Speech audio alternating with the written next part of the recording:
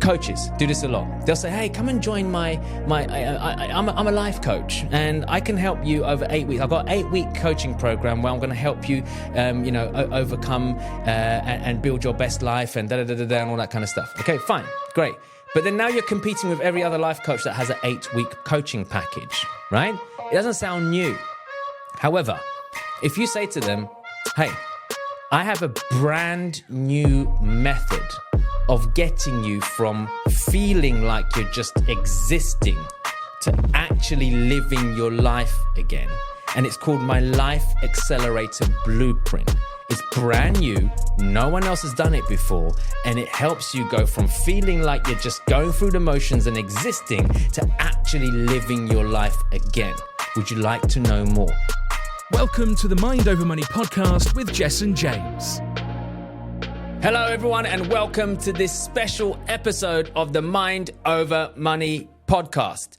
Now, during this session, I'm going to be teaching you 13 sales triggers that is going to help you to sell anything to anyone at any time. So let's get stuck straight into it. So you're going to want to take some notes, guys. If you're listening to this or you're watching this, you're going to want to take some notes. So number one, speed. Now, I'm not talking about the drug, okay? What I mean is, this is a sales trigger that makes people buy. What does this mean? If you can get someone something done or shipped quickly, they are more likely to buy. Because there's a saying in life, fast beats free. Let's be honest. If you're ordering something online right now, would you go for standard delivery that's free, that's going to take 3 to 7 days to get to you? Or would you just pay a little bit more for express shipping so you get it in 24 hours? Which one are you likely to choose? I guess you're going to go with express shipping. Why? Because you want it now. So when you're selling a product or a service, if you can get someone a quick result, if you can get it for them faster, if you can get them to where they want to go quicker, then ultimately you're going to get the sale. The second thing, money. What do I mean by this? Look, if you can leverage your product or your service to help someone make money or save money or do both, they are more likely to invest in you. Now, this is very common with people who are in the consulting space or the business consultancy space or marketing space or sales space where they're trying to sell a service. Now, look, if what they're selling can help someone make money quickly, they're more likely to invest. Also, in the business consultancy world, if you're likely to help a company save money on their balance sheet or their P&Ls or whatever it is, then they're more likely to invest with you. If people can see a clear return on investment, then suddenly they don't see what they're buying from you as a cost, then they see it as an investment instead. So that's a really, really important one. Can your product or service or whatever it is that you're selling save someone money, make them money, or do both of those things? If you could do both, you're on to a winner. Number 3, certainty. Look, people want to know that they can get results. They can get their money back even. It's like a guarantee. When you are certain about what it is that you're selling, when you're certain that you can get someone a result, when you back it up with guarantees and things like that, then ultimately people are going to part with money because they kind of say, well, it's going to be a win-win. Like I've got to win. And if I don't win, I get my money back. So now look, there's a caveat to that. I'm not saying you go and give money back guarantees to absolutely everything. But what I'm saying is there any way for you to fulfill this need of certainty that your prospect has when you are selling to them? Now, look, here's the thing. Whatever your prospect is missing, they must see in you. So if they're feeling uncertain, they must see certainty in you. If you're not certain about your offering, if you're not certain you can get them a result, they're going to pick up on that uncertainty and they're already feeling uncertainty, which basically means they're not going to want to invest in more of what they've already got. They're already uncertain. Why would they want to buy into more uncertainty? So think about what I'm saying. If your client's not feeling very confident, they must see confidence in you. If your client's not feeling very certain, they must see certainty in you. So I hope that makes sense. So they've got to see certainty in you, in what you're offering them. And can you offer any certainty by way of guarantees or anything like that? If you could do that, happy days. Next sale trigger, number 4, pain. What do I mean by this? Look, there's a saying. The bigger the problem, the more people will pay. Look, if you are walking down a road in a foreign country right now, maybe you're on holiday or away on business, and you had the most terrible migraine come on, Now, for those of you who've never suffered with a migraine before, you might not know what that means, but it's painful to the point where you can't see clearly. You can't even open your eyes. You can't even think. You can't even function. You're just feeling sick. You just want to lay down, and it literally can cripple you. Now, imagine you're going through that right now and you're in a foreign country and you believe in pharmacology, by the way. For those people who are listening and watching this right now who are into herbal remedies and don't take drugs, I feel you. But I want you to go with this for a minute. Imagine you believe in this pharmacology and you've got this massive migraine and you walk into the pharmacy and the pharmacy says, hey, look, no problem. I've got 2 solutions for you. Number 1, take this tablet. It's only $5. Your migraine will be gone in 2 hours. Now you're thinking, okay, that could work, but I'm in so much pain right now and it's crippling me. But then they go, but option 2 is, I've got this other tablet. It's $20, but your migraine will be gone in 10 minutes. Now, which one are you more likely to choose if you are really, really in pain right now? $20. You go for the fast one, right? Now, that proves my point. The bigger the pain, the more people will pay. So how can you tap in to the problem that your prospect is going through and amplify that so that they can feel it more, so that they invest with you? Now, here's the problem with prospects when you're talking to them. Most of them are deleting pain or not seeing pain they're going to go through in the future if they don't work with you right now. So if you can learn to tap into these when you are making your offer to people, amplify the pain, the more it hurts, the more they will pay. And that's the way it is, okay? So pain is a sales trigger. Number 5, convenience. Look, people will buy because of convenience. The more convenient you can make something for somebody, the more likely it is they are going to buy. Now, Amazon, for example, why did they come up with one-click buy? Because they realized for every extra click that someone clicks on their website, they were losing up to 30% of their sales. Why? Because people are impatient. I can't be asked to click again and click this and click here and go here and put your card details in here. Like, if you go and shop on Amazon right now, it's just quick. It's done. It's convenient. They can get you stuff shipped to you the same day. Like, yes, okay, you can walk down the road and go to the shop and maybe get it a little bit cheaper, maybe. But you know what? Convenience. It's quick. It's quick. You don't even have to leave your house. Sometimes you're getting stuff that's way cheaper than buying on the high street anyway. So it's convenient. So if you can create convenience for people, they're more likely to buy. Now, let me explain another way. Now, I have kids. I refuse to take my children to a theme park unless they have a fast track ticket. What does that mean? Look, I'm not going to dress it up. My kids can be a pain in the backside when they want to be. I know what they're like. We'll queue up for 2 hours for a ride. And just as we get to the front of the ride, here's what they're going to do. Daddy, I need to go to the toilet. Man, now I've got to get out of the queue, take them to the toilet, and then go back to the queue and queue up for another 2 hours. I'm not going to risk that. Plus, my time is precious. I don't want to queue up. I want to be that person. Yeah, you know that person that gets the looks from people because they think you're jumping the queue, but really you got a fast track ticket, so you don't have to queue like that. Yeah, I want to be that guy who gets those looks because I don't have a problem with that. Why? Because I will pay more for convenience. Think about it. It's like meet and greet parking at the airport. I don't want to park my car somewhere far and then jump on a bus and then have to freaking time it to get to the thing and drag my suitcase. No, I want to park outside the airport. I want to take my luggage and I want to go inside. Done. So you get VIP express meet and greet parking. Again, people will pay more for convenience. Okay. So that's a really, really cool one. Number 6, FOMO, the fear of missing out. Yes, it's a sales trigger. People don't like missing out on stuff. Now, some of you watching this right now or listening to this right now, you may have found yourself in a situation where someone made you an offer, and if you didn't get it, you felt like you were going to miss out because everybody else is getting it. And just that fear of missing out triggered you to buy something. So look, I know some people use it in a sleazy way, but I'm just trying to explain some sales psychology to you here. FOMO, fear of missing out, is an actual sales trigger, which will help people buy from you. Next, number 7, exclusivity. If you can implement exclusivity into your offer, people are more likely to buy. Now, what does that actually mean? Can you make it something that's only available to them and them alone? You're not going to sell it to anyone else. It's just for them and them alone. Now, think about it. Now, this is not just to do with FOMO here. This is to do with it's exclusive. No one else is going to have this. So, for example, have you seen car manufacturers like Bugatti or even clothing lines and famous designers and stuff? Have you seen that they make limited editions of things where there's only like, I don't know, 1 of 10 in the world? It's exclusive. No one else in the world will have it. You'll have number 5 of 10 or 6 of 10 or 1 of 10. You are going to be one of the only 10 owners of this particular thing.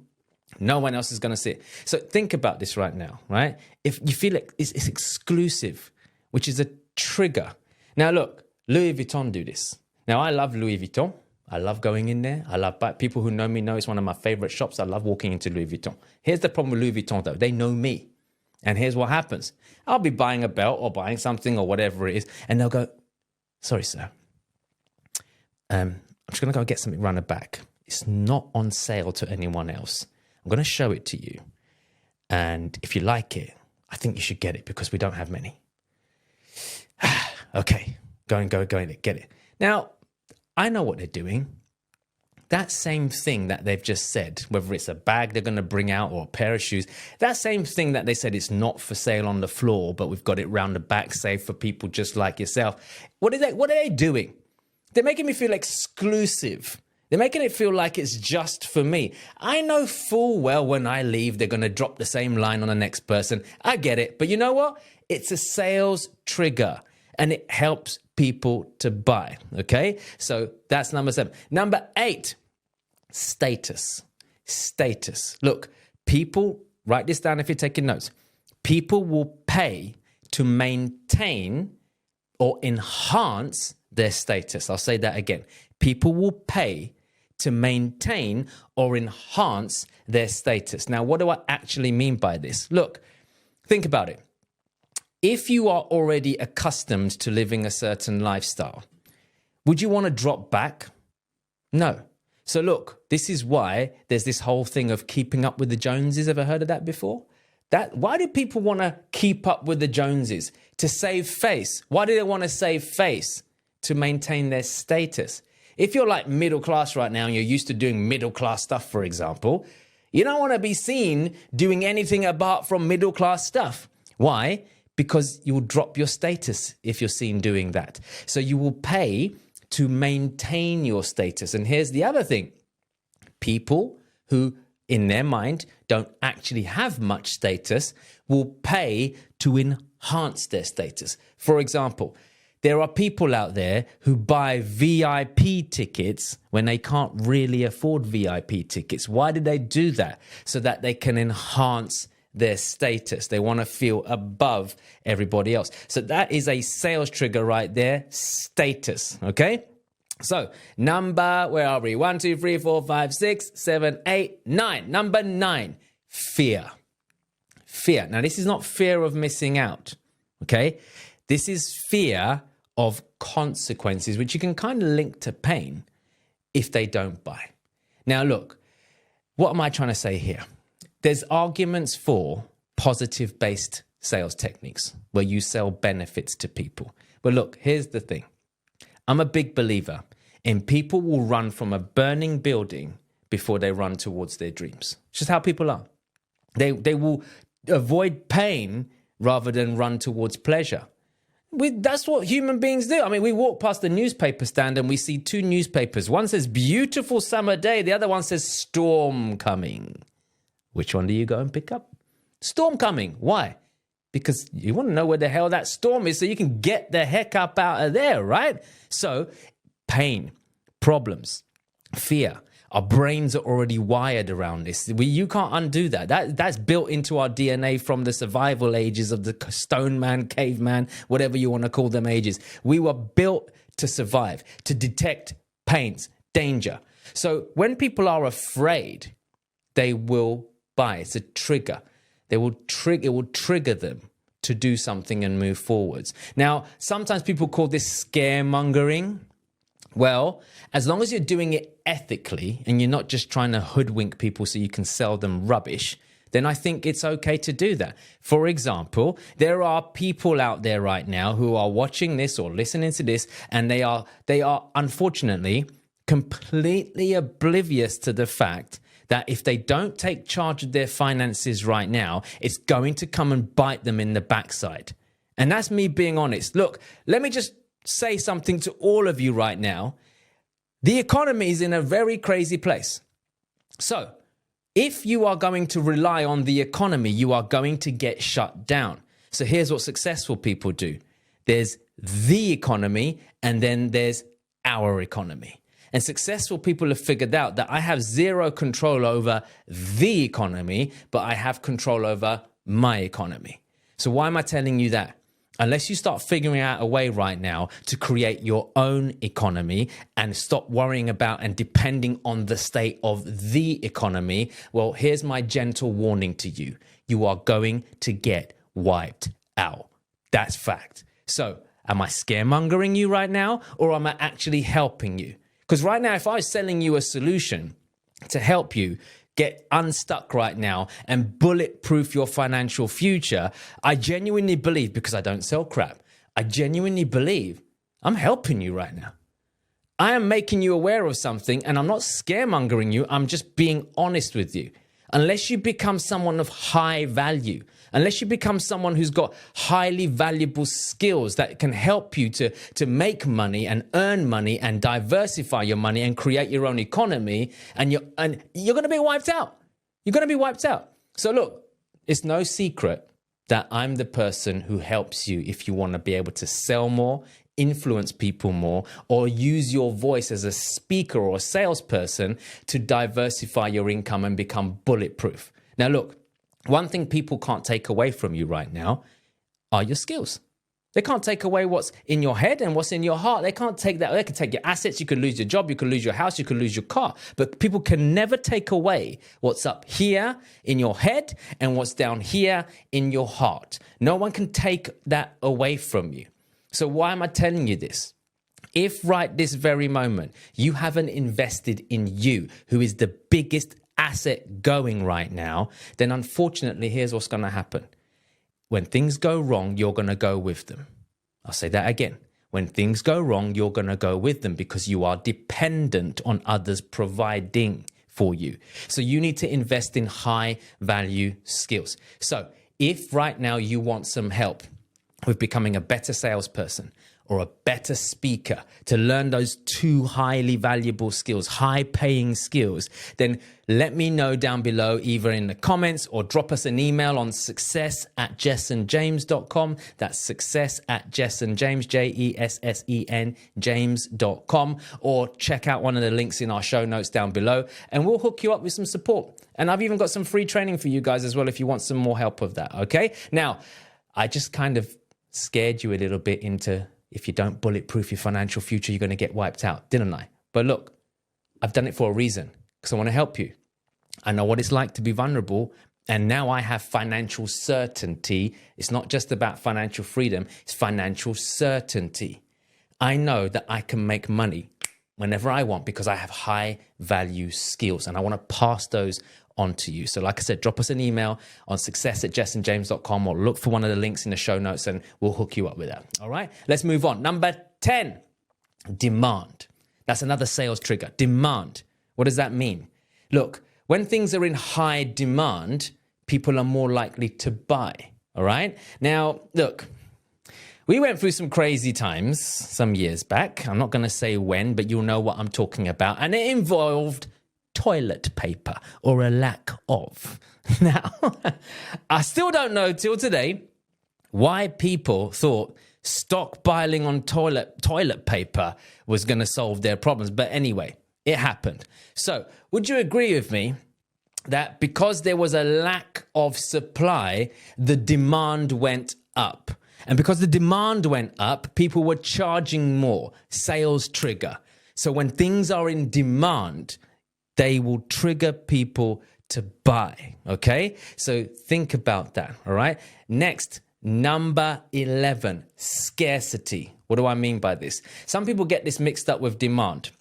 No, demand is when people want something that they want it, and there's a high demand out there for it. Scarcity is when there's a limitation on numbers, all right? Now, when you use genuine scarcity, I'm not talking about all these people who, I don't know, sell get-rich-quick courses and go, oh, for the first 3 people to buy it right now, I can only do it for 3 of you. I'm going to give you X, Y, Z. And then the next week, they're giving it away to everybody again. Like, it's just lies.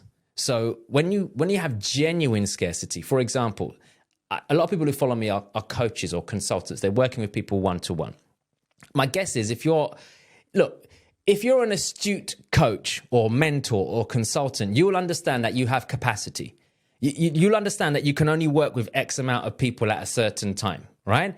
Now, if you're mindful of that, you'll know, like, hey, for example, I can only work with 10 people at any given time. And unless there's a space available, I can't take in any more clients. Now, if you know that your maximum capacity is 10, but you're only operating on 7 right now, you've only got 7 clients right now, genuine scarcity is you've only got 3 spaces left. Now, if there's 10 people interested in working with you, you can genuinely say, I can only take 3 people on.